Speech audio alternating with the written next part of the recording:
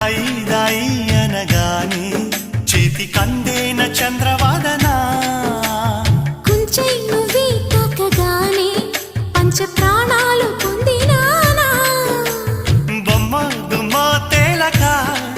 మారిపోయా నేనే బొమ్మగా ఏదో చిత్రం చేయగా చేరువయ్యా నేనే చిలిగా రెప్ప మూసిన తప్పుకోనని